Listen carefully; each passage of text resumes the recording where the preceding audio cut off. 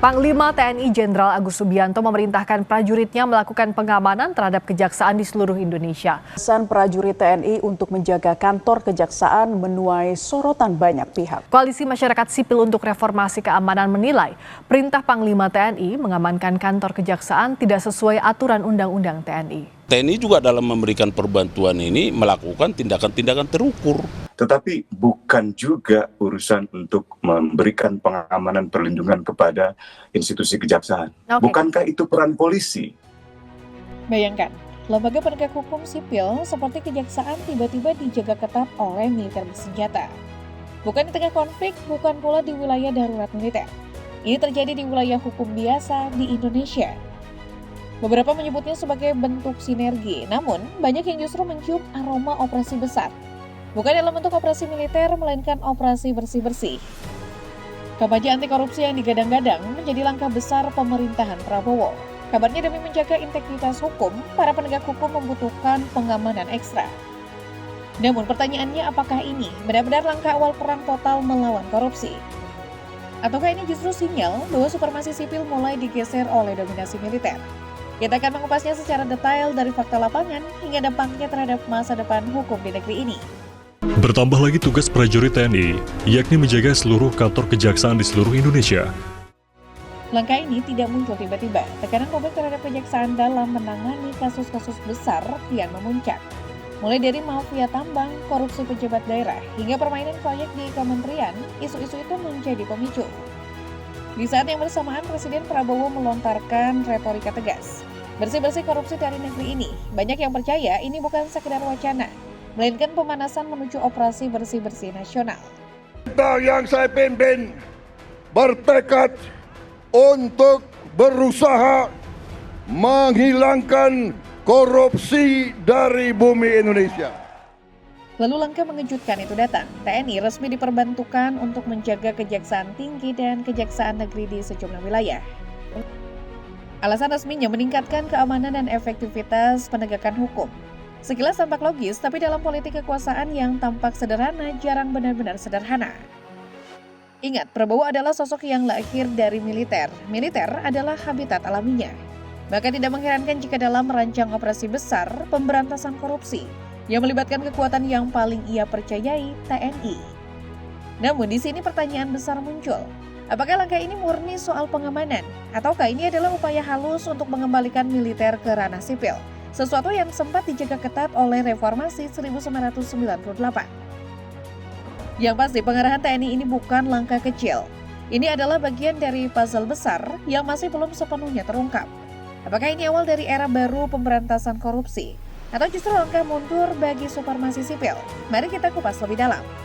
Tetapi bukan juga urusan untuk memberikan pengamanan perlindungan kepada institusi kejaksaan. Bukankah itu peran polisi? Sebelum kita membahas lebih jauh soal motif tersembunyi di balik pengarahan TNI ke institusi penegakan hukum sipil, ada satu pertanyaan mendasar, apakah ini legal? Bolehkah TNI terlibat langsung dalam pengamanan lembaga hukum seperti kejaksaan? Ini yang menjadi perbincangan hangat belakangan ini. Banyak yang berpendapat bahwa tentara seharusnya tetap di barak, tidak terlibat dalam urusan sipil. Jika merujuk pada kerangka hukum, sebenarnya TNI bisa diperbantukan dalam situasi tertentu. Syaratnya harus ada keputusan politik yang jelas dan permintaan resmi dari institusi terkait. Pertanyaannya, apakah prosedur ini sudah dijalankan? Atau ada langkah pintas kekuasaan di balik layar? Ini yang masih jadi tanda tanya. Yang menarik, pengarahan TNI ini tidak hanya melibatkan satu matra. TNI Angkatan Darat berkoordinasi dengan Angkatan Laut dan Udara jika personil tidak mencukupi. Ini menunjukkan bahwa langkah ini bukan sekedar kebijakan spontan, terstruktur, terkoordinasi, dan penuh strategi. Di balik semua ini ada medan pertempuran yang lebih sunyi, pertarungan pengaruh di antara lembaga penegak hukum. Kita berada di masa krusial, revisi Undang-Undang Kejaksaan sedang digodok, RUU Polri mulai mengemuka. Setiap lembaga berusaha mengukuhkan posisi, memperluas kewenangan, dan mungkin mencari perlindungan politik. Apakah pengarahan TNI ini upaya melindungi kejaksaan yang tengah memperkuat posisinya? Ataukah ini sinyal dari Presiden bahwa akan ada poros baru dalam pemberantasan korupsi yang tidak lagi bertumpu pada KPK atau Polri?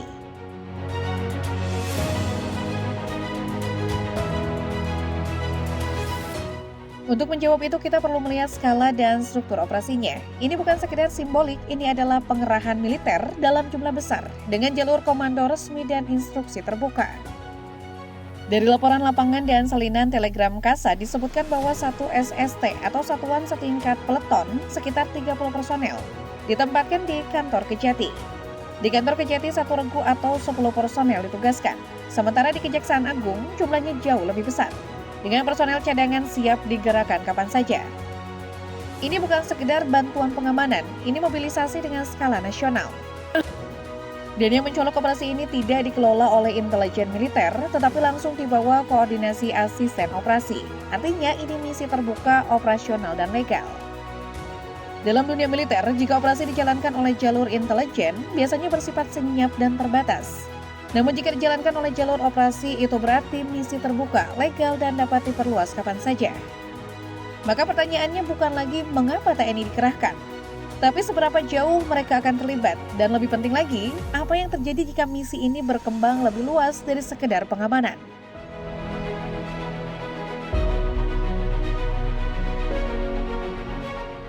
Untuk menjawab pertanyaan besar tadi atau satu fakta yang tidak bisa diabaikan, saat ini Kejaksaan sedang memegang sejumlah kasus korupsi besar. Dari mafia tambang, skandal APBD, hingga jaringan kuat yang melibatkan elit politik dan aparat daerah. Kasus-kasus itu rawan disabotase, bocor, bahkan ditekan secara politik. Dan disinilah TNI muncul bukan sekedar menjaga keamanan, tapi menjadi tameng terakhir bagi institusi yang kini digadang-gadang sebagai garda depan pemberantasan korupsi Kejaksaan. Pola ini masuk akal, kepercayaan publik terhadap Polri sedang menurun. Sementara KPK dianggap kehilangan taring.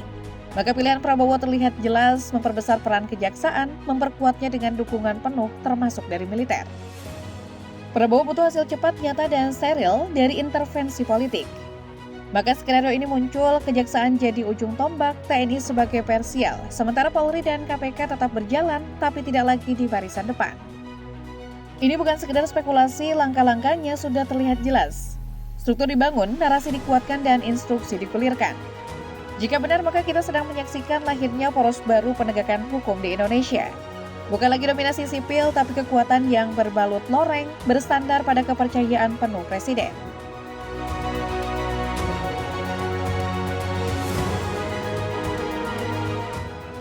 Namun setiap poros kekuasaan baru selalu membawa konsekuensinya sendiri.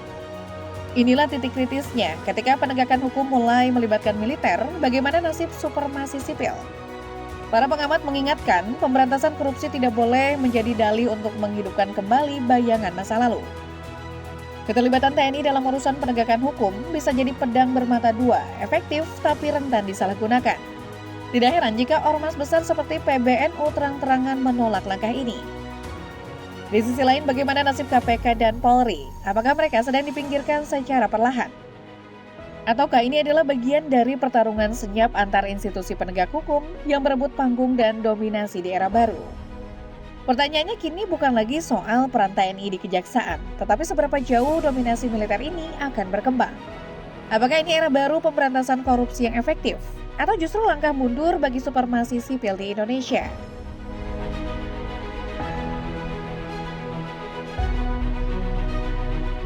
Karena faktanya pengerahan militer dalam jumlah besar bukan langkah biasa.